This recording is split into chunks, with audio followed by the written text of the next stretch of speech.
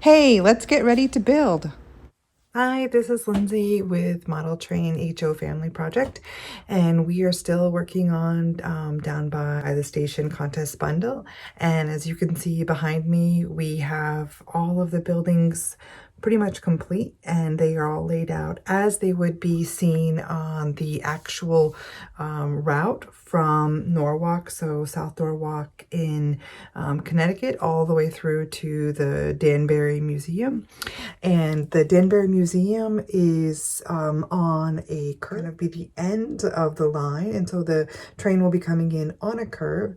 And so right now, as we were busy stacking all of the foam, we kind of realized that in order to get the height that we wanted to get from the actual town side, where we have the bridge and the interlocking tower and the post office, we needed to have a lower level where we would have the city and the different areas of Norwalk, and then we would have the road coming up to go to the actual station.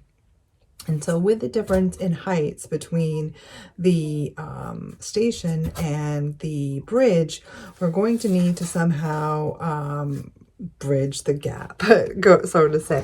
And so right now I'm going to be working on kind of cleaning up these edges, because we have just basically stacked the styrofoam together, and we are going to want to make sure that this is all smoothed out, that the edges are smooth, so that then we can put on the parking spaces, we can add more details to this area of the layout. And so what I'm going to use here mostly, so that I can get one continuous smooth surface, is Sculptamold. And so it's a really easy and kind of manipulable product that we can use to kind of fill in the gaps and give a smooth edge. And so the Sculptamold kind of looks like this. So it's a kind of a dry, fun texture, and we just pour water in, and we have a good amount of working time, and I can then use it to fill in the gaps and create a very clear plain surface, so that way we can have a nice straight edge. And so once I fill in those gaps, then I can kind of give you an idea of what it looks like, because my trusty is not here to help me film and do the work. So I will give it a shot, get this all set, and then that way I can go on to the next area, which is, kind of putting down the smooth it and putting down other layers to create the asphalt parking, the streets, and then of course the rail station. And we are looking forward to getting more detail onto the layout, because time is ticking away. So we hope that you are building and building and building, and I hope that you're tackling all the struggles that come with trying to put a layout together and just kind of create something out of a kit. And we hope to hear your comments and questions, and keep sharing all of this adventure for Walthers National Model Railroad Build Off, the NRMBO. See you soon. Bye.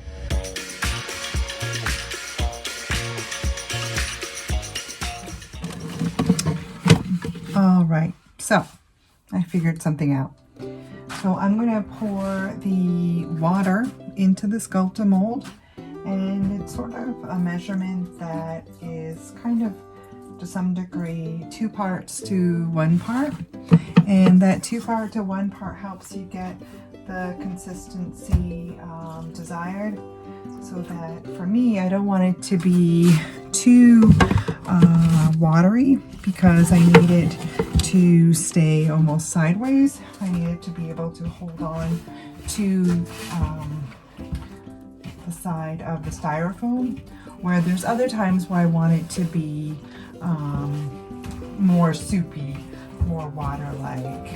So I'm just kind of mixing this up a little bit with my hands, and it takes about maybe 30 minutes for this to harden. So it's a lot easier in some respects than working with like a plaster of Paris or something of that sort, because it doesn't harden quite so fast, and so it kind of feels a little like cottage cheese.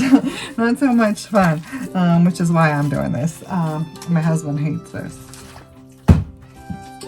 So again, just to kind of get an idea, I want to just kind of smooth this out, and fortunately I put paper towels down on the ground before I started doing this, so that way any bits that fall to the ground will not make too big of a mess.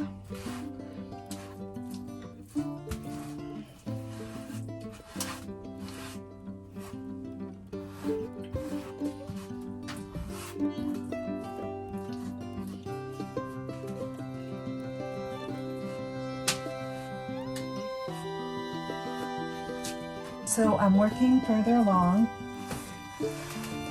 and just trying to get into the nooks and crannies. That way, when I go to smooth this out, I can have a nice, beautiful edge, and I don't have all the different layers of the styrofoam kind of jumbled together, and it just kind of makes a nice smooth edge. And so I'm going to keep filling as we go. And really, this is kind of the more exciting part of the build, because the buildings, you know, you change the colors, you can build them, you know, the way you want. Some people do kit bashing and they, you know, change completely the looks of the building. But for this actual project, we're kind of keeping them, the buildings the same. We're just changing the colors to fit our needs. So this is the real fun part for me, where I get to start really molding and designing the actual layout, and where I'll get to start putting in, you know, the roads and the grass, and kind of figuring out how it's really all gonna look.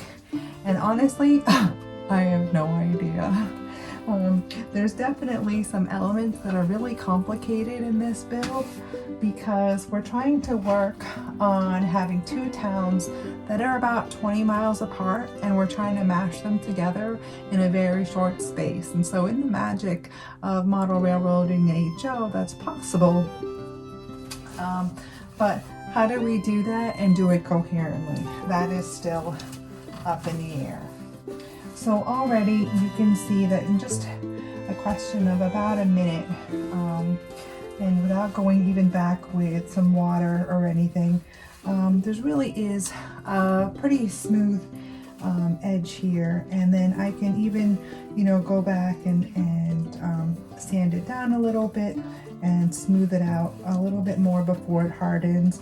But it's really going to look nice to have this side of the diorama just look a little bit more cleaned up, and it'll allow me to work better on the top part of the diorama. So again, this is just regular sculpt to mold that you can kind of find at hobby stores or online, or wherever you get your supplies. And you know, it's really like a paper mache, so some people could probably make it yourself using like paper and water and, you know, some types of glue. So using anything that you can find to make this affordable and fun is obviously the best part of doing this, and this is why I enjoy it so much, is really just getting to try new textures and new techniques and trying to see how they're gonna turn out. So that is about where I'm gonna end it here, and I will be sure to show you at another time how this ended up looking, and keep going on the build. Thanks for joining me, and I look forward to showing you more. Keep building.